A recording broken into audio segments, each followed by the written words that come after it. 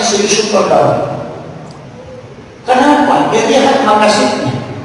Kalau pemain judi sedangkan tidak aktif, dia pakai main judi, itu dosanya tertambah. Makanya ambil, kalau kau ambil kan dia tidak pakai gitu. Jadi selamatkan pemain judi dengan mengambil uangnya. Sama dengan dua orang jual minuman keras. Ngaku bodoh tapi baca ayatnya canggih. Emang begitu orang alim ya. Barakallahu fikum. Afala yatadabbaruna al-Qur'an. Sebenarnya waktu ini adalah waktu tidur. Yang kedua waktu makan. Dua orang yang paling susah bicara itu orang ngantuk dan orang lapar. Dan hari ini berkumpul dua-duanya karena kita memang disunahkan mengistirahatkan tubuh itu sesudah sholat duhur, karena ada larangan tidur sesudah asar sampai isya, karena di situ tidur penyakit yang disebut dengan rihil ahmar, angin merah yang menyebabkan orang kena stroke, termasuk saraf kejepit dan juga kanker serta mimisan. Penyakit itu ada di masa Nabi Musa sampai kepada baginda Rasulullah. Saya dapat di dalam satu kitab bahwa Nabi Musa pernah ingin membakar rihil ahmar ini, tapi dia mengatakan saya diciptakan oleh Allah seumuran dengan dunia. Sehingga Rasulullah berwasiat ya'ti bi akhir zamani min ummati, nanti di akhir zaman umatku akan banyak terkena penyakit ini. Hanya jangan heran nanti kalau banyak umat Rasulullah yang kena stroke ringan, karena itu rihil ahmar. Tempatnya itu ada dua, di belakang daun pintu dan yang kedua di dalam WC. Makanya orang yang jadi WC itu di WC jarang selamat. Tuh kena stroke itu karena memang rihil ahmar, angin merah namanya. Makanya kita dianjurkan membaca doa Allahumma inni a'udzubika minar rihil ahmari waddamil aswadi waddahil akbari, supaya tidak terkena penyakit ini. Jadi doanya itu diajarkan langsung oleh malaikat Jibril ketika cucunya Rasulullah kena penyakit rihil ahmar, itu Sayyidina Husain. Tanya Jibril membawa obatnya, menyampaikan kepada Rasulullah, sampaikan kepada umatmu untuk membaca doa ini sehingga rihil ahmar ini tidak merusak tubuhnya, istilahnya kita tidak terkena penyakit stroke itu.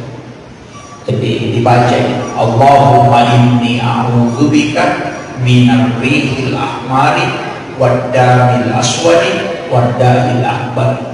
Itu doa pendek aja, kalau dihafal, kalau tidak dihafal panjang. Nah, ini peringatan maulid yang kita sebenarnya bukan maulid, mestinya peringatan maulud Nabi. Maulid dengan maulud itu dua hal yang berbeda dalam gramatika bahasa Arab. Kalau peringatan maulid berarti peringatan waktu kelahiran. Kalau peringatan maulud berarti peringatan terhadap Rasulullah yang ada di muka bumi. Jadi kalau memperingati datangnya Rasulullah namanya maulud. Kalau memperingati waktu datangnya namanya maulid. Waktu datang itu cuma 1 bulan, di bulan Rabiul Awal. Lewat dari Rabiul Awal itu disebut maulud Nabi. Makanya orang Bugis itu tidak pernah mengenal istilah maulid, tapi dia mengenal istilah maulud. Di Afrika Selatan maulid itu dilaksanakan selama 6 bulan, itu sampai bulan Sya'ban. Di Afrika itu tidak ada istilah Isra Mi'raj, karena Isra Mi'raj itu masih rangkaian maulid. Nah, itu yang saya harus luruskan dulu. Karena ada yang mengatakan maulidnya sudah terlambat, padahal tidak paham. Kalau maulid, ya memang 1 bulan. Makanya maulud itu itulah yang dilaksanakan ulama-ulama kita di Yaman sampai dia tembus 4 bulan, 5 bulan, dan 6 bulan. Itu. April sekarang itu maulidnya sampai 6 bulan. Itu karena istilah yang dipakai memang bukan maulid. Makanya peringatan maulid Nabi berarti peringatan waktu kelahirannya Rasulullah. Kalau bulannya yang diperingati berarti Rabiul Awal. Kalau tanggalnya itu 12, walaupun ada nanti versi yang kuat 9 Rabiul Awal. Jadi kalau 12 Rabiul Awal, kemudian itu harinya. Kalau bulannya Rabiul Awalnya. Makanya kalau mauludnya itu sampai 6 bulan. Ya, makanya orang Bugis itu, mungkin orang Majene juga maulidnya itu sampai 3 bulan. Jadi Rabiul Awal, Rabiul Akhir, dan Jumadil Ula. Itu dia maulid. Jadi makan 4 ya, yang 4. Rabiul Awal bisa. Kemudian maulid itu tidak ada hukumnya. Jangan katakan maulid itu sunnah, tidak. Jadi maulid itu adalah takdir. Maulud juga adalah takdir. Nabi dilahirkan itu takdir Allah, tidak ada hukum. Waktu lahirnya juga itu tidak ada hukumnya. Tapi nanti perilaku orang di dalamnya ketika memperingati itu bisa melahirkan hukum. Saya kasih contoh, pisau itu tidak ada hukumnya. Tapi ketika dipakai menyembelih binatang kurban, maka dia menjadi sunnah karena fungsinya. Tapi ketika dia dipakai mengancam orang untuk diambil hartanya, maka dia menjadi haram. Itu karena fungsinya. Sama saja dengan handphone. Kalau ada HP, kita pakai mendengarkan ceramah atau kita pakai mengaji, maka dia menjadi sunnah. Tapi ketika kita gunakan untuk menipu orang, kasowis, maka dia menjadi haram. HP-nya tidak ada hukum, tapi memfungsikan benda ini bisa melahirkan hukum. Sama gelas, ketika kita pakai berbuka puasa, maka dia sunnah karena fungsinya. Tapi ketika kita pakai minum minuman keras, maka dia menjadi haram. Jadi alat itu tidak ada hukumnya. Tapi ketika memfungsikan alat itu bisa melahirkan hukum. Maulid juga begitu.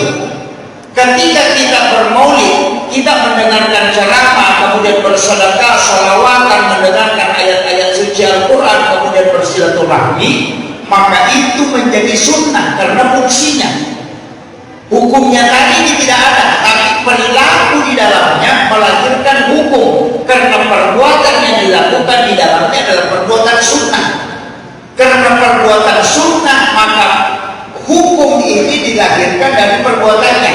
Tapi kalau orang berebut telur sampai makanan diinjak, maka dia menjadi haram. Karena apa? Perbuatannya. Dari sinilah Hadratus Syekh Kiai Hasyim Asy'ari mengharamkan maulid yang dilakukan oleh sebagian kelompok Syiah yang kemudian memukul-mukul dirinya sampai berdarah, kemudian berebut makanan, kemudian melemparkan makanan ke tengah jamaah. Itu yang diharamkan Hadratus Syekh Hasyim Asy'ari. Tapi tidak semua maulid. Jadi hanya yang tidak boleh, itu yang diharamkan. Cuma ada yang mengambil bahwa Kiai Hasyim Asy'ari mengharamkan maulid, baru NU bermaulid, itu patah itu. Karena mereka tidak tahu mana yang diharamkan, mana yang tidak. Ini dulu saya harus kasih tahu. Karena mungkin sudah ada di Majene ini yang tidak maulid dengan alasan maulid itu bid'ah. Tidak ada di Majene. Sudah ada. Kalau ada yang mengatakan maulid ini bid'ah, kasih tahu, suruh belajar hukum. Bid'ah itu bukan hukum, Pak. Hukum itu wajib, sunnah, makruh, mubah, dan haram. Itu hukum. Jadi kalau ada sesuatu kita tanyakan hukumnya, kemudian dia mengatakan bid'ah, itu bukan sambungannya. Karena bid'ah bukan hukum. Kalau mengatakan hukum, apa hukumnya? Kalau dia mengatakan haram, mana dalilnya? Kalau dia mengatakan makruh, berarti kebalikan sunnah. Karena makruh itu kebalikan sunnah. Bapak masuk ke masjid mendahulukan kaki kiri, itu makruh.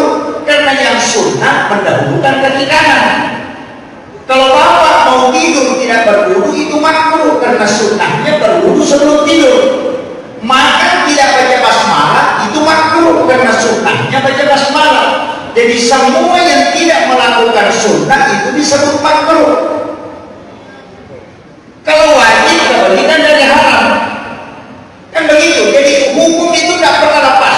Makanya Imam Syafi'i, Imam Malik, Abu Hanifah dan Ahmad bin Hanbal itu tidak pernah berdebat saling menyalahkan dan mengkafirkan, karena dia pakai takaran agama dalam hukum, bukan bid'ah. Kenapa kalau hukum? Kalau dikatakan makruh cuma rugi. Kalau dikatakan bid'ah, ujungnya pasti neraka. Kan begitu. Jadi kalau orang bilang bid'ah, kullu bid'atin dalalah wa kullu dalalatin finnar, kan begitu. Kullu muhdatsatin bid'ah. Setiap segala sesuatu yang baru mengada-ngada itu adalah kesesatan, dan siapa yang sesat pasti masuk neraka. Makanya kalau dia mengatakan bid'ah, pasti ujungnya neraka. Begitu. Tapi kalau dia mengatakan makruh, itu bukan neraka, cuma rugi karena tidak mendapatkan pahala. Begitu. Jadi ini yang harus saya luruskan dulu. Kan banyak penceramah itu pakai bid'ah. Dari dulu ulama kita itu tidak pakai istilah bid'ah, padahal hadis kullu muhdatsatin bid'ah dia hafal betul. Karena bid'ah itu dipakai dalam penambahan ibadah mutlak. Kalau membuat syariat tandingan itu disebut bid'ah. Sholat maghrib disyariatkan 3 rakaat. Kalau kau kerjakan 4 rakaat, itu ya bid'ah. Zakat diwajibkan 2,5%. Kalau kau kasih cukup 10%, ya itu yang bid'ah. Karena dia masuk pada ibadah pokok. Kalau ibadah sunnah ada namanya inti pokok ajaran, ada cabang pokok. Kalau inti pokok ajaran, misalnya pakaian, apa inti pokok ajarannya? Menutup aurat dan hiasan, itu inti pokoknya. Sedangkan cabangnya bagaimana model pakaian. Jangan katakan nanti pakai jubah baru sunnah, itu keliru Pak.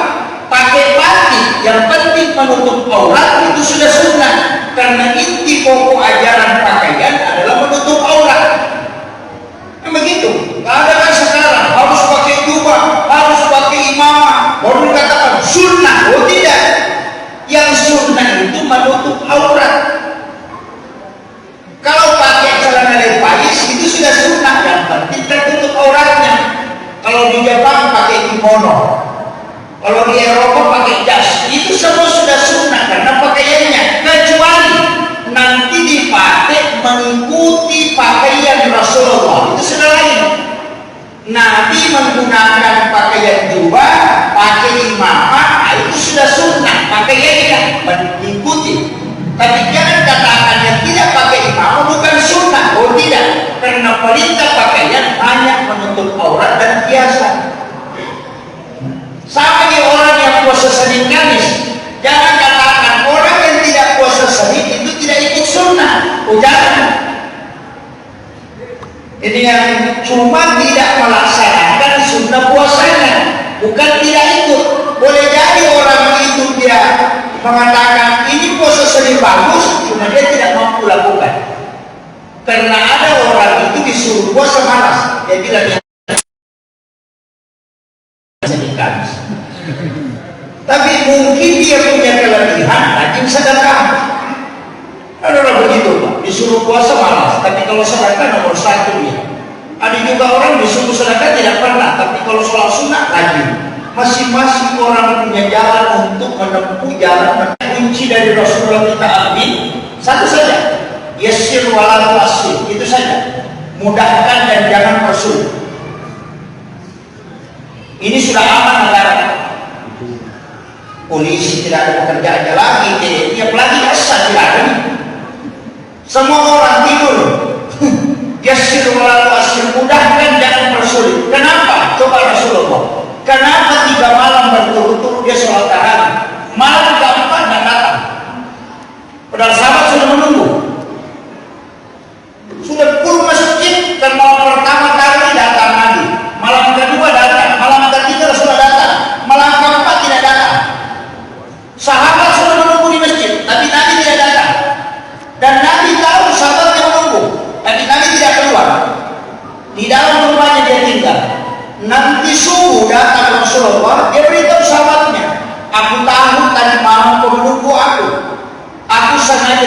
Tuhan. Kenapa? Aku takut kalau sholat malam ini memberatkan untuk kamu sehingga kamu susah berpuasa di siang harinya. Itu pemimpin.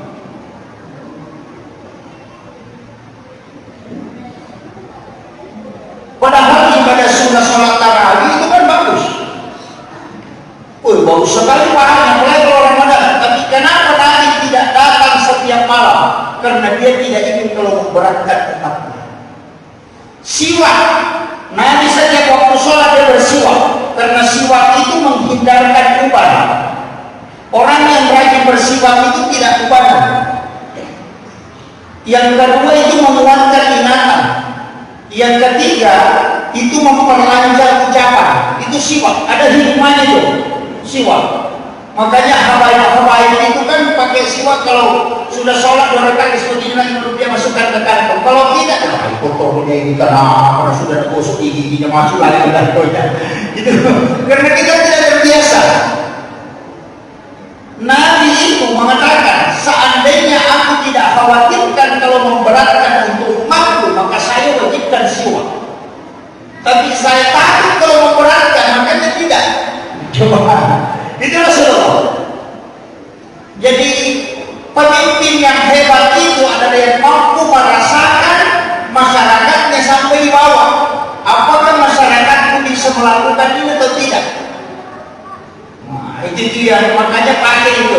Yassir wala tu'assir, mudahkan jalan bersulit. Imam dinasihati, imam jangan terlalu banyak baca kalau kau jadi imam. Ya sudah. Jika jadi imam, pendekkan bacaan. Kalau sholat sendiri, silakan panjangkan. Karena tidak ada orang yang terbebani. Karena yang datang sholat itu Pak, orang banyak masalahnya. Ada yang mau kentut, ada yang mau buang yang kecil, ada yang mau berak, ada yang punya utang, ada banyak urusannya. Ada orang singgah, ada pejabat yang harus saja dilaksanakan.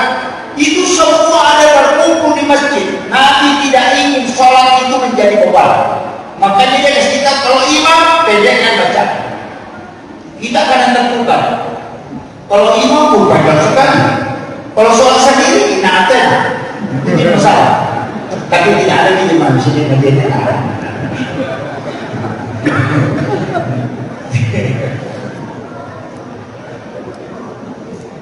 Dalam satu kisah Nabi itu Pak, karena pernah seseorang perempuan itu bertanya ke Rasulullah bahwa apa yang saya harus lakukan? Saya sementara sholat, kemudian anakku menangis. Dia bawa anak kecil ke masjid. Anakku menangis. Apakah saya tinggalkan sholatku untuk mengambil anakku, atau saya biarkan dia menangis kemudian saya selesaikan sholat? Apa kata Nabi? Siapa imamnya? Langsung imam ditanya. Kalau kita paling mengatakan lebih baik kalau mengganggu orang, ambil saja anakku supaya tidak mengganggu orang. Ada yang mengatakan lanjutkan sholatmu karena jadi diselesaikan. Kalau Rasulullah tidak, dia tanya siapa imam? Bilang ini Rasulullah panggilkan. Ditanya, kau dengar anak menangis, anak kecil itu menangis? Dengar ya Rasulullah. Bagaimana sholatmu? Dia mengatakan saya sholat sebagaimana biasanya. Langsung Rasulullah tegur, jangan. Ketika engkau mendengarkan anak menangis, maka perpendek sholatmu. Aku takut kalau murka Allah turun dari langit karena tidak menghiraukan anak kecil yang menangis. Itu Rasulullah. Jadi makanya pekerjaan imam itu gak susah. Makanya kalau di masjid malah juga jadi muazzin daripada jadi imam. Kalau muazzin salah itu tidak marah-marah orang. Telinga diketahui. Kalau imam salah sudah. Iya. Apalagi hadisnya man a'zana sholawati summa mata pada halal jannah. Siapa yang azan 5 tahun tidak ada yang menggantikan, kemudian dia meninggal, maka dia masuk surga kata Nabi.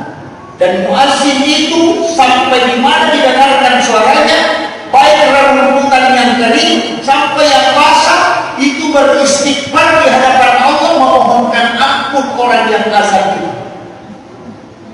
Itu hebatnya muazzin. Makanya muazzin itu lebih besar jadi pahalanya dibanding imam. Saya pernah tanya guru Profesor Dr. Quraisyah langsung, kenapa muazzin lebih tinggi pahalanya dibanding imam? Guru jawabnya simpel, dia mengatakan karena ya memang tidak ada muazzin yang terlambat. Tetap ke masjid, kalau imam biasa mengikah orang baru muncul. Saya tidak tahu kalau di bagian Pak, cuma aku saya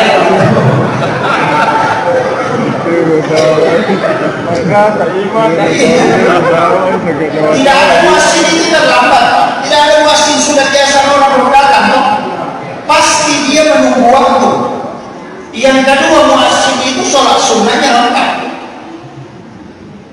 Kemudian yang ketiga, muazzin itu yang dia yang memanggil orang. Kalau imam hanya memimpin orang yang datang. Makanya dia mengatakan pahalanya lebih besar. Tapi jangan muazzin semua Pak, tidak ada imam, itu masalah. Cuma ini sebenarnya saya ingin tegur sedikit Pak. Ini masjid sebenarnya kalau mazhab Syafi'i ini tidak boleh. Ini yang naik di tempat imam itu makruh mendekati haram. Ini yang mihrab diangkat naik itu tidak boleh. Harus rata ya? Iya, harus rata ke belakang.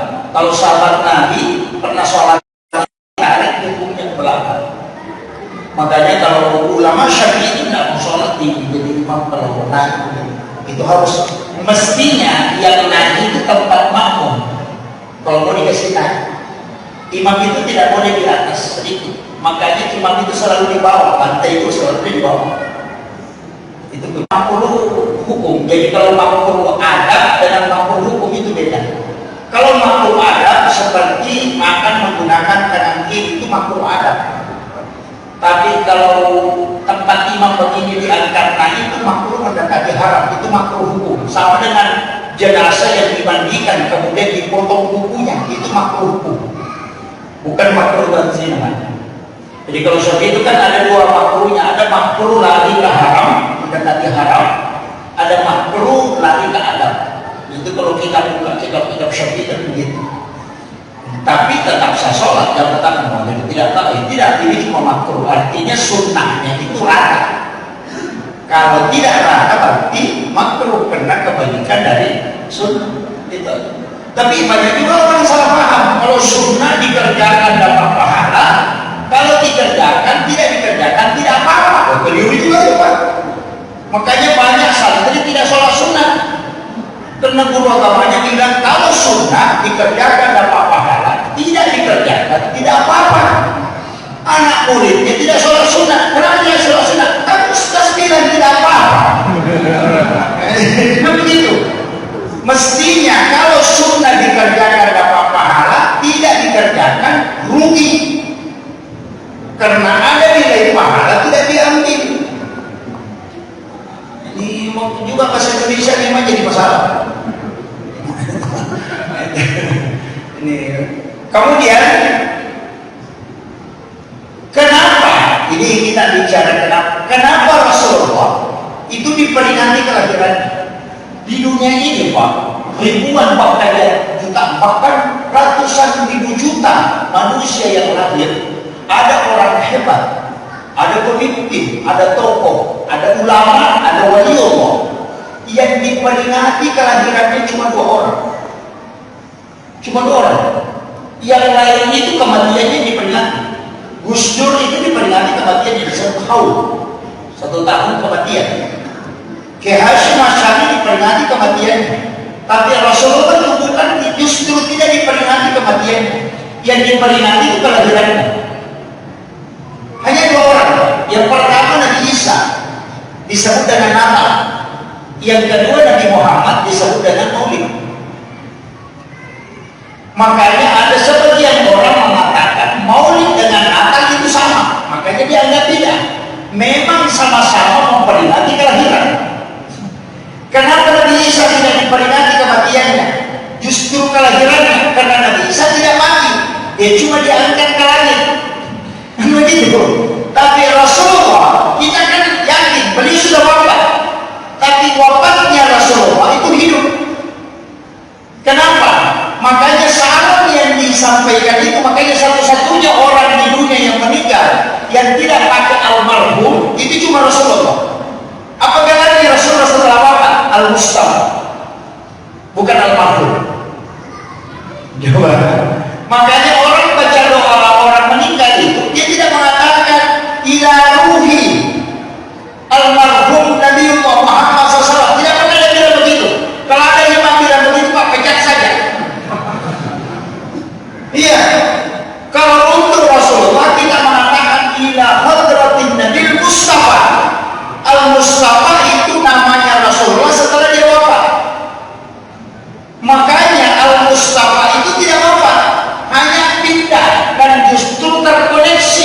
Dari situlah semua salam kepada Nabi menggunakan kalimat alaika.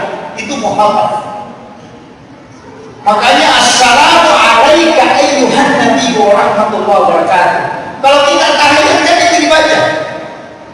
Bukan mengatakan assalamu alaikum ya Rasulullah. Kapan dipakai alaika? Assalamu alaika ya Nabi Allah. Assalamu alaika ya Rasulullah. Kalau mendatangi orang meninggal di kuburan kita baca assalamu alaika ya ahlal kubur. Kenapa? Karena langsung terkoneksi, ruh dengan ruh itu terkoneksi. Jadi kalau ada orang mengatakan Rasulullah wafat, ganti assalamualaikum. Jadi begitu. Makanya muhabbab itu tidak ada jarak yang disalami dan yang mengucapkan salam. Makanya kalau orang baca tahiyat, at-tahiyatul mubarakatus shalawatut thayyibatu lillah, itu singgah. Itu sama pahalanya haji dan umrah satu kali. Assalamu alayka ayyuhan nabi wa rahmatullahi wa barakatuh, singgah. Itu sama pahalanya ketika kita duduk bersama Rasulullah. Assalamu alayna wa ala ibadillahi sholihin, singgah. Itu sama pahalanya kalau bersilaturahmi dengan seluruh wali yang ada di muka bumi. Tapi jangan saya lanjutkan, bahaya kalau dibongkar ke sana saja. Cuma kuncinya kita kembali ke salam tadi. Sebenarnya dalam agama itu kan dua perintah, Pak. Yang pertama kirimkan salam, yang kedua kirimkan sholawat. Kita kekurangan, sering melakukan cuma satu, cuma mengirim sholawat, jangan mengirim salam. Begitu. Kalau kita akan mengatakan Allahumma sholli ala sayyidina Muhammad wa ala sayyidina Muhammad, itu kan sholawat. Padahal perintah pertama kirimkan salam dan sholawat. Berapa kali kita kirim salam ke Nabi? Makanya Rasulullah itu sudah mengatakan, siapa yang mengirimkan salam kepadamu, maka pasti akan menjawab. Karena Allah memberikan keistimewaan setiap salam dari umatku itu sampai ke sana. Yang kedua, siapa yang mengirimkan salawat kepadaku satu kali, maka Allah dengan malaikatnya membalas 10. Salawatnya Allah adalah rahmat, salawatnya malaikat adalah permohonan ampun kepada bersalawat. Sedangkan Nabi ada malaikat yang diutus oleh Allah, yang mengantarkan ke aku dan menyampaikan laporannya itu. Dia menyebut namanya yang bersalawat sekaligus nama bapaknya.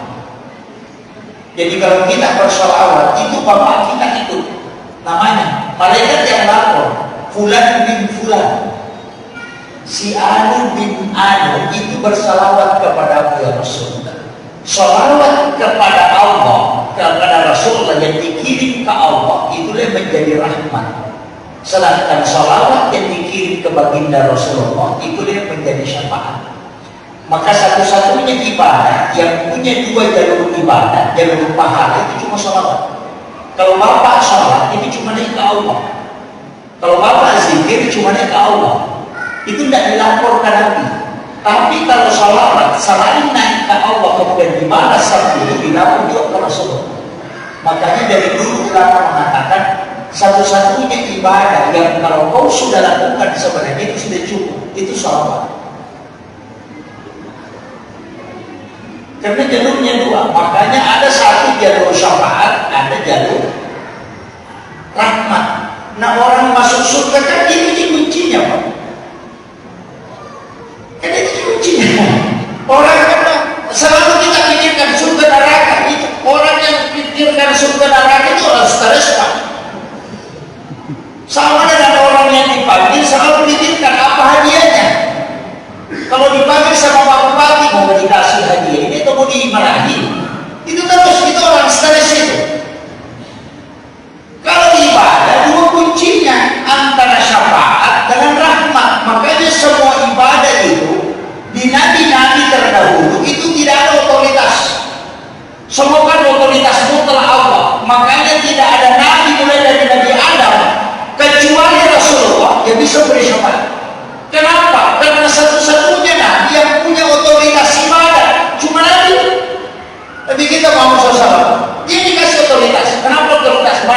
sholat wajib, ada sholat sunnah. Puasa wajib, ada puasa sunnah. Puasa wajib itu otoritas Allah, sedangkan puasa sunnah itu otoritas syafaat. Makanya kenapa Nabi minta ada sholat sunnah sesudah sholat fardu?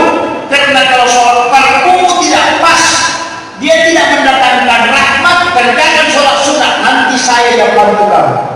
Karena aku diberikan otoritas oleh Allah. Makanya Nabi mengatakan kalau sholat fardunya tidak cukup, periksa pada sunnahnya. Artinya tanyakan Nabi kalau saya tidak cukup. Kan begitu. Ini yang karena kita nongkrong, makanya sunnah tidak usah dikerjakan, tidak. Kalau sholat fardu masalah, sholat sunnah pun nanti yang bantu dari syafaat Rasulullah. Itu makanya semua itu Pak, haji wajib, umrah sunnah, puasa Ramadan wajib, ada puasa sunnah Senin Kamis, zakat wajib, ada sedekah sunnah. Itu otoritas kepada Nabi. Kalau Nabi Ibrahim itu tidak ada. Kalau perintah Allah, perintah Allah. Tidak ada dalam perintahnya Nabi Ibrahim, tidak ada. Apa yang dibilang oleh Allah tidak ada haknya dia menunjukkan ibadah. Tapi Rasulullah diberikan otoritas, makanya dia bisa memberi syafaat. Ini yang makanya dalam agama ini sebenarnya sederhana. Saya itu kalau saya ngaji ke Saudi waktu 20 tahun. Kalau kita ngaji fikih itu pasti stres. Karena beda itu beda sampai dengan masjid ini. Kalau menurut mazhab Syafi'i ini tidak bisa ditempati sholat karena dibuat dari bata merah. Bata merah itu kan dari tanah yang bercampur dengan najis. Benda yang bercampur dengan najis itu mutanajis, dan benda mutanajis itu tidak boleh ditempati sholat. Ini masalah. Untung ada pendapatnya Abu Hanifah mengatakan najis yang sudah dibakar itu hilang. Karena orang yang berdosa masuk neraka kan dibakar. Begitu. Kalau sudah dibakar sudah bersih. Berarti benda yang dibakar itu najisnya hilang. Makanya batu merah itu sebelum dipakai kan dibakar. Kan di situ makanya fikih itu kan begitu. Sama dengan masjid ini, tandanya kan di dalam. Kalau Syafi'i yang tidak terkoneksi dengan di bagian dalam itu tidak dihukumi nyambung lantai duanya. Begitu. Makanya fikih itu kalau kita lihat kalau fikih syafi'i mutlak itu susah. Tapi kalau kita pakai fikih kontemporer, bahkan orang di Mekah sholat malah di televisi kita bisa jadi makmum. Bermakmum di TV bisa. Kasih menyala TV dia baru sholat orang di Mekah kita ikuti. Jadi makmum. Dengarkan dia rukuk kita. Padahal kita di Madinah. Gitu. Itu fikih kontemporer itu. Bisa bermakmum di TV. Yang penting tempatnya imam bukan di sebelah timur kita. Sama misalnya ada orang setelah di sana, di rumah sebelah sana, suara imam keluar, dia bisa ikut ke kita. Makanya di Makkah itu di atas hotel ikut ke Masjidil Haram itu bisa. Apa gitu? Itu kalau fikih. Makanya orang bicara fikih itu pasti berbeda pendapat. Oh, pasti berdebat. Kalau orang tidak siap berdebat, itu orang stres pasti. Makanya kita yang ngaji di pondok, ngaji di ulama itu tidak pernah stres kalau berbeda pendapat. Kenapa? Karena memang bisa tahu yang penting kaidahnya mana. Sama semua. Kalau ada pemain judi berperselatan, bagaimana? Sama-sama. Atau mau korupsi dan sedangkan orang ke masjid, mau tidak diterima banyak. Meski tidak jadi. Kalau kita pakai fikih mutlak, bisa kita buka dalam buku Islam wanita atau karangannya Bapak Profesor Dr. Suhaili. Itu Syafi'i, Maliki, Hanafi, Ahmad bin Hanbal. Semua uang yang sumbernya haram, maka dia tandanya haram semua. Kalau kau sudah tahu jelas dia haram, kau terima, kau bertanggung jawab. Makanya panitia masjid yang terima uang haram itu 4 kali dipepek kepalanya nanti dari kamu. Itu ya. Karena dihukum bisa kompol, Pak.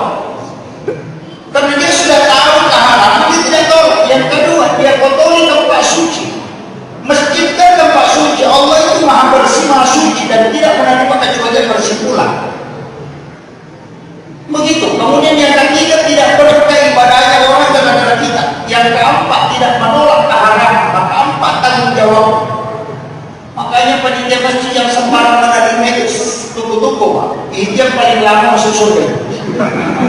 Ditanya uang 2.000 ini dari mana, 5.000 ini dari mana, 10.000 ini dari mana, itu stres itu. Apalagi kalau banyak uang 2.000 harus stres itu. Iya, makanya kalau ini kontemporer dia justru balik. Kalau pemain judi bersedekah, ambil. Kalau kau tidak ambil, kau bisa berdosa. Itu pendapatnya serius terdalam. Kenapa? Dia lihat makasihnya. Kalau pemain judi sedekah kau tidak ambil, dia pakai main judi, itu dosanya tertambah. Makanya ambil, kalau kau ambil kan dia tidak pakai gitu. Jadi selamatkan pemain judi dengan mengambil uangnya. Sama dengan dua orang jual minuman keras. Perda misalnya pemerintah di situ tidak mengharamkan miras, tapi ketika miras masyarakat orang kaya bisa membeli miras itu. Dia beli semua, kemudian dia tumpahkan. Membeli yang haram hanya untuk menyelamatkan orang lain. Karena dia melakukan seperti itu. Dia belum itu. Dia bilang kalau saya beli di mana pemain judi, tapi jangan dicampur dengan uang masjid, dipisah, bikinkan kotak baru tulis sumbangannya pemain judi. Kira-kira begitu. Kapan dipakai? Kuncinya kalau mau pakai, kalau bangun WC pakai di situ, bangun selokan pakai di situ, bangun pagar pakai di situ, bangun menara pakai di situ, jangan masukkan dalam masjid. Karena dia cuma pelengkap di luar. Itu kalau saya suka, kalau bangun senting atas di situ dipakai. Itu kan adanya. Cuma kalau kita buka pinti-pinti yang belakangan, dan saya suka tadi sudah meninggal, saya lihat ada dalam kompilasi hukum terbaru yang mengatakan seperti Imam Al-Jazuli itu kan pinti lama sebenarnya. Imam Jazuli itu mengatakan kalau mau aman, bikin saja kotak aman, simpan di depan masjid atau barcode. Sekarang kan sudah ada barcode, simpan saja di situ kotak aman besar. Jangan terima sumbangan langsung. Suruh saja orang-orang mencoba masukkan ke situ kotak aman atau transfer ke bank. Jadi pendidikan masjid tinggal buka setiap bulan, aktif, hitung, pokoknya pakai di mana saja. Nanti kalau dia kemudian ditanya sama malaikat, kasih tahu saya tidak tahu, cuma ambil dikirim selesai. Pendidikan masjid selamat. Kan itu kuncinya. Pikiran begitu, makanya ulama kita mengatakan fikih itu mencari jalan keluar. Kalau tidak menemukan jalan keluar, kita keluar jalan. Tapi bukan menyalahkan agama, artinya sama dengan sekarang. Dulu kan orang mengharamkan bank, itu sampai Indonesia, Mesir itu mengharamkan bank. Tapi tahun 97-98 sampai 2007 justru bank dihalalkan. Itu makanya bank konvensional itu bank apapun namanya itu sudah halal. Kalau di Mesir Darul Ifta, karena dia tidak mengatakan simpan pinjam, tapi dia mengatakan titip modal.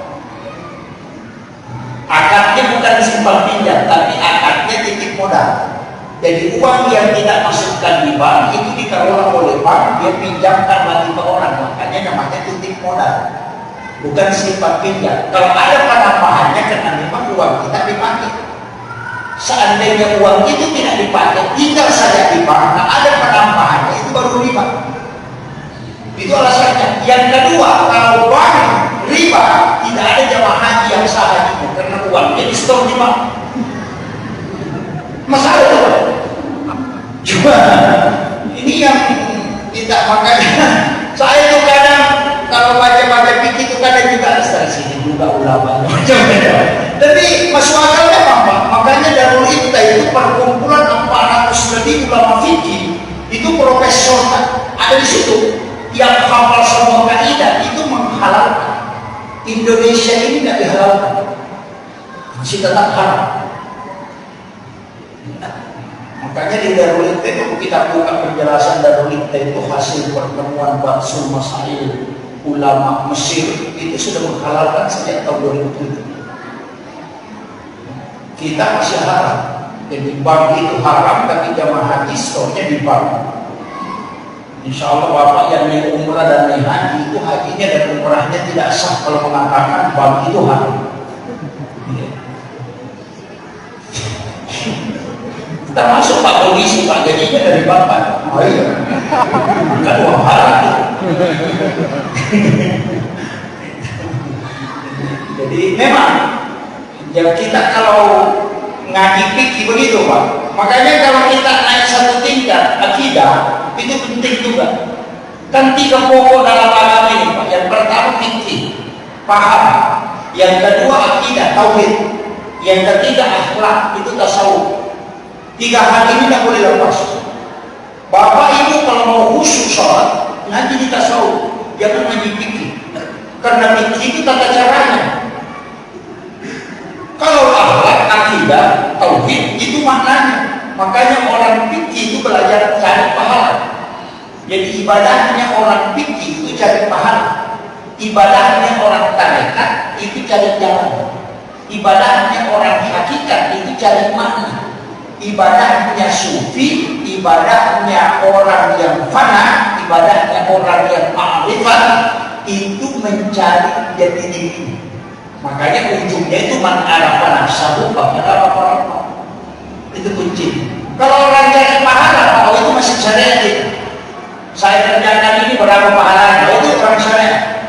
Tapi kalau orang tarekat, bagaimana saya bisa tempuh jalan untuk dekat dengan Allah? Mungkin sedikit bukan sholat, mungkin sedekah, mungkin kesabaran, mungkin diri, mungkin puasa, banyak. Itu orang tarekat cari jalan itu. Mana jalan pintas Pak itu? Cari mana yang paling susah kita lakukan. Makanya ada sahabat datang, ya Rasulullah, itu amal ya Rasulullah. Mana amal yang paling bagus? Nabi kasih tahu sholat pada waktu. Datang lagi yang satu, amal yang paling bagus. Nabi mengatakan, jangan marah. Pertanyaannya sama kok jawabannya beda. Datang lagi yang satu, amal yang paling bagus. Nabi mengatakan, perbaiki akhlak kepada keluarga. Datang lagi yang satu, amal yang paling bagus ya Rasulullah. Nabi mengatakan, perbaiki cara melayani kamu. Kenapa berbeda-beda? Karena ternyata yang datang pertama itu adalah orang yang suka menunda-nunda sholat. Paling banyak sholat tepat waktu. Makanya dikasih tahu, ibadah yang paling bagus sholat pada waktunya. Datang lagi yang satu, ibadah yang paling bagus. Nabi mengatakan, jangan marah karena orang itu emosian. Tidak bisa mengontrol emosi. Makanya kalau kita ditanya amalan yang paling bagus, jangan katakan sholat pada waktunya, karena imam pasti sholat pada waktunya. Karena tugasnya. Tapi coba kasih tahu kalau pejabat. Kan begitu. Maka sebenarnya kalau ditanya amalan yang paling bagus, mana yang paling susah kau lakukan, itu yang terbaik. Cari kekurangan. Oh, saya paling gigil sedekah, itu paling bagus. Rajin sedekah. Begitu. Makanya jangan mengatakan amal yang paling bagus ini karena itu yang gampang dilakukan. Oh tidak, masing-masing orang diberikan kelebihan Allah. Makanya kunci agama begitu Pak. Itu kalau kita ngaji fikih, mau khusyuk sholat fikih Pak, nggak bisa. Makanya gerakannya Allahu Akbar. Nggak bisa. Iya, bagaimana caranya? Karena di sini adalah dia. Sama ini kalau orang sakit jantung, jangan tanya sama dokter sakit kepala itu, nggak bisa tahu. Kalau hati Anda bermasalah, jangan ke tukang las, tambah dosa itu. Kalau kamu tidak bisa khusyuk, lari ke tarekat, tanyakan bagaimana berzikir yang bisa terkoneksi. Tapi kalau mau tahu sah tidaknya sholat, ya hafal hukumnya. Makanya bacaan dalam sholat yang wajib itu kan cuma 5. Allahu Akbar, Fatihah, syahadat, salawat, dan salam ke kanan. Itu aja yang wajib. Begitu. Doa kita kan sunnah. Ini pun doa kita cuma satu senjatanya saja sampai akhir zaman. Cuma Allahu Akbar kabir atau Allahumma baik-baik. Pada doa kita itu kan ada 14. Kenapa ada 14? Karena rangkuman sholat itu ada 14. Ada sholat taubat, ada sholat hajat, ada sholat istihar, ada sholat fardu, ada sholat sunat lain, ada sholat sunat duha. Itu kan ada 14 rangkum sholat, makanya doa iftitahnya ada 14. Kalau sholat sunat taubat pakai doa iftitah Ismul Azam. Sama ini kalau cara mana? Tidak cara apa? Kalau cara pernikahan apa ayatnya? Wa min ayatihi al-khalaqa lakum min anfusikum azwaja litaskunu ilaiha. Itu bukan 5, disebut iftitah. Masa ada orang yang mengatakan tabarakalladzi biyadihil mulku syadqati alladzi khalaqal mauta wal hayata dia belum melakukan di bawah sepati. Tidak begitu. Makanya doa iftitah itu 14 karena masing-masing satu iftitah itu terpasangkan dengan sholat yang kita lakukan. Kenapa disebut iftitah? Karena dia pembuka untuk memohon. Makanya Fatihah itu wajib. Kenapa wajib Fatihah? Karena dia yang didialog langsung. Surah di belakang Fatihah itu adalah pelengkap. Makanya kalau sholat sunat jangan baca takbir. Ya, bukan haram Pak, tapi dalam ilmu hikmah itu mempengaruhi. Kalau pejabat baca Al-Nasrah supaya selalu karirnya diangkat. Kalau orang hatinya bunda ulana suruh baca inna apa enak supaya ditanamkan kalbu. Kalau restrimu susah itu baca waqiah.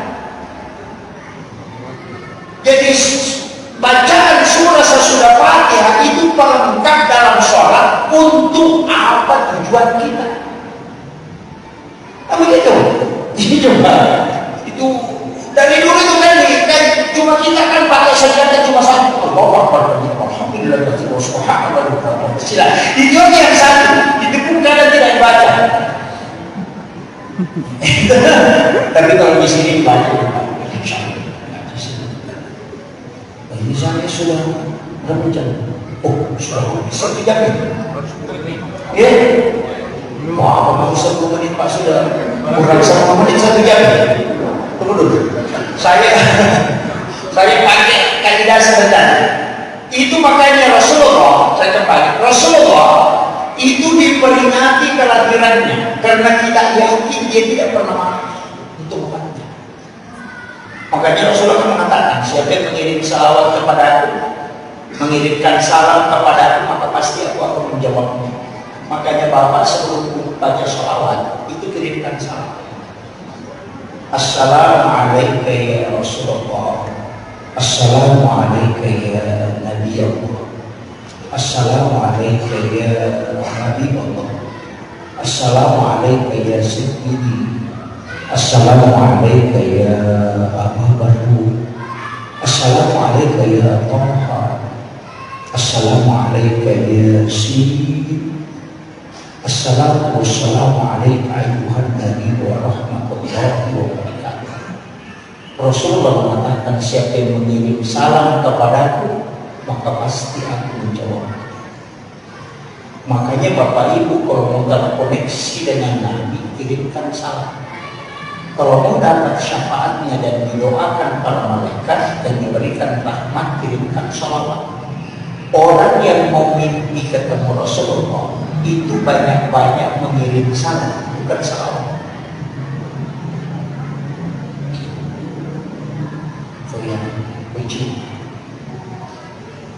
Makanya kita sebelum tidur itu ada mengirim. Kirimkan terus. Saya punya mursyid. Karena itu sempat menyampaikan ke kami murid-murid, wahai anakku, sungguh celaka orang yang umurnya sudah 40 tahun dia belum pernah sekalipun mimpi ketemu Rasul. Celaka itu. Saya sempat menolak, mengatakan bahwa itu fatal itu. Kalau itu yang diambil standar itu tidak bisa, karena tidak semua orang bisa mimpi ketemu Rasul. Itu orang pilihan. Dia mengatakan betul.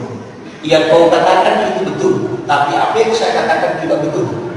Kalau orang tidak mimpi ketemu Rasulullah, jangan salahkan Nabi kalau dia tidak pernah datang. Salahkan orang itu karena dia tidak pernah memanggil Rasulullah kalau dia betul. Itu selalu. Nabi itu kalau kau kirimkan salam, dia dengar langsung. Dan dia jawab, kenapa kau tidak panggil Pak Bupati, Pak Camat?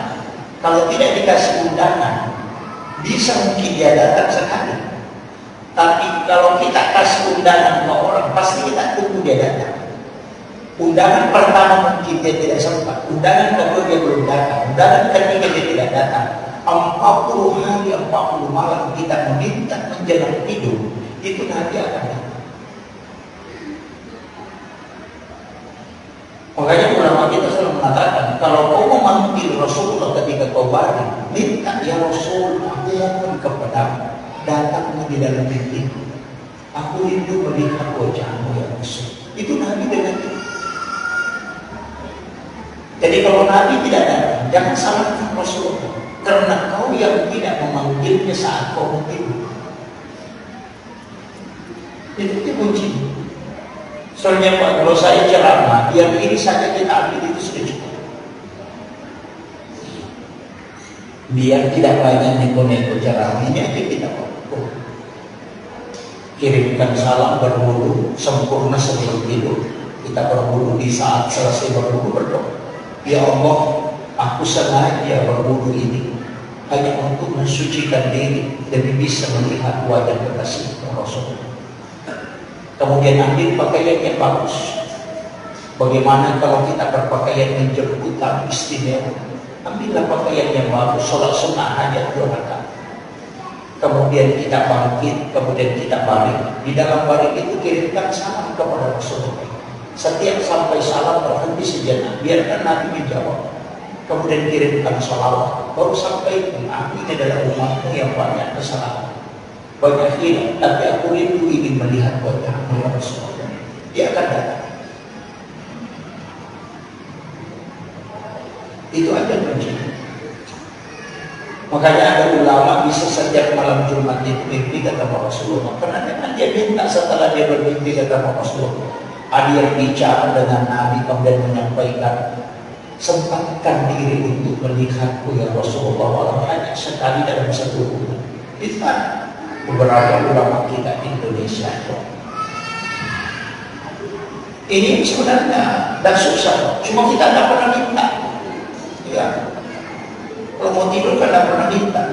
Jadi kalau tidak pernah undang orang, jangan tunggu. Begitu. Coba kirimkan undangan setiap malam, dan undangan kita itu sampai. Itu adalah kunci. Tidak susah. Makanya ulama-ulama kita dari dulu pakai. Makanya mereka itu ketika ada masalah tenang aja. Coba kita buka kitab Ihya ini, karena Hujatul Islam Imam Ghazali. Muridnya bertanya, kurang lebih 200 hadis dalam kitab Ihya kami buka, di kitab-kitab lain kami tidak buka. Apa kata Imam Ghazali? Saya tahu kau curiga bahwa hadis ini tidak kuat, karena di kitab-kitab hadis kau tidak temukan, tapi saya tulis hadis ini di dalam kitab Ihya. Apa kata Imam Ghazali? Saya tidak menulis satu hadis pun di kitab Ihya kecuali saya sudah hadapkan kepada Rasulullah, bertanya langsung, apakah betul kau mengucapkan kalimat ini? Nanti Nabi mengatakan itu keluar dari mulutku, baru saya tulis, kata Imam Ghazali. Sehingga penjelasan hadis itu sangat konek. Kenapa? Karena Nabi yang jelaskan ke dia. Imam Ghazali itu riwayatnya 4 bulan di tempat di dalam menara, ada tempat di situ dia duduk, kemudian istilahnya kita bersemedi di situ, tafakur di situ, kemudian dia bisa melakukan amalan beribadah sehingga dia bisa bermimpi dengan Rasulullah. Dari situlah dia mulai menulis. Makanya kita ini disebut kitab tasawuf monumental, karena itu bisa dibaca kalangan siapapun dan itu bisa dipahami. Menggunakan bahasa yang ringan, tapi itu maknanya sangat dalam. Di situ banyak ilmu-ilmu. Kalau orang dai memang luar biasa. Kita Ihya itu betul kita baca. Di situ banyak ilmu, termasuk mau melahirkan keturunan yang ulama. Di situ tak didapat. Cuma nggak susah. Saya kemarin dapat ilmu itu di kitab itu mengatakan siapa yang berhubungan di bulan Ramadan pas selesai berbuka puasa, setelah minum air putih, belum makan apa-apa, kemudian berhubungan dan istrinya hamil, maka anaknya bisa jadi ulama. Tapi susah. Iya. Alasannya kenapa? Yang pertama, di bulan Ramadan itu syaitan sudah diikat, pasti tidak terganggu. Yang kedua, tanpa orang berpuasa itu diberikan juga keistimewaan, bisa meminta kapan? Di saat dia berbuka dan telah di hari kemudian. Itu kuncinya. Makanya kalau melahirkan anak yang jadi ulama di situ. Makanya orang Bugis itu nanti dia nikahkan anaknya menjelang Ramadan. Kadang tanpa hari sebelum Ramadan baru menikah. Itu penelitian yang terjadi. Baru setelah menikah langsung siaran kubur. Masa orang penghati baru dibawa ke kubur? Kenapa? Karena disuruh bertawassul. Datangi makamnya ulama sebelum kau berhubungan dengan pasanganmu, minta berkah di situ kepada Allah. Kasih tahu, ya Allah, berikan anak-anak dan keturunanku kalau keberkahan sebagaimana berkah yang kau berikan kepada ulama ini. Itu namanya tawassul. Sudah itu baru kau kembali berhubungan. Makanya pas hari pertama pernikahan itu saya kubur dulu. Cuma masalahnya orang tua kita tak tahu anaknya ke orang yang tidak jelas. Ini kuburannya ini bertahun itu ini. Jadi masalah. Yang diziarah itu makam-makam para wali, karena sesungguhnya mereka itu tidak mati di sisi Allah. Itu kan makanya tawassul. Apa dikasih? Kita mengatakan kirimkan Fatihah, sudah itu doakan, kirimkan surah Al-Ikhlas, tahdir di situ atau baca Yasin. Setelah itu berdoa, jangan kita di kuburan. Cuma kita di kuburan berdiri karena masih terkoneksi. Apa yang kita bilang? Ya Allah, berikan aku keberkahan, anak-anak dan keturunanku berikan berkah sebagaimana berkah yang kau berikan kepada ulama. Itu namanya tawassul. Mana dalilnya? Ada, ihdinas siratal mustaqim, siratal ladzina an'amta 'alaihim. Jalannya orang-orang yang kau beri nikmat. Di situ bukan siratal nabi, bukan siratal rasul, tapi siratal ladzina an'amta 'alaihim. Sama nih kalau ada orang pindah rumah baru tuh, nabi di rumahnya bilang, ya Allah, mudah-mudahan kasih nanti anakku bisa bikin rumah secantik. Kan seperti itu. Tawassul juga itu. Orang beli mobil baru, bilang, bagusnya mobilnya, mudah-mudahan nanti juga ada rezeki, ya Allah, bisa membeli mobil seperti ini. Sama gitu. Gitu. Sama gitu. Kalau bilang musyrik semua gitu Pak. Ada juga memang orang Pak error otaknya sedikit-sedikit musyrik, sedikit-sedikit musyrik. Orang merah putih musyrik, karena menyembah selain Allah. Sungkaman dengan orang tua musyrik. Jadi masalah Pak. Pakai cincin, yang ini permatanya bagus, musyrik. Oh, itu kan tidak paham. Ada kris, belum musyrik. Itu kan kadang orang bingung begitu.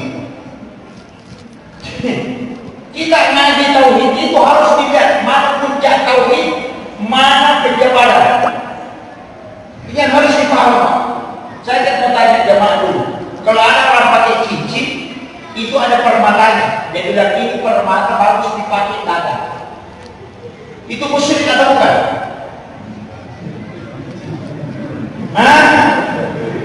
Musyrik. Karena ini mahal ada manfaatnya. Bisa dipakai paris. Musyrik atau bukan? Musyrik. Kalau orang sakit kepala kemudian minum obat Panadol, berarti sakit kepalanya musyrik atau tidak?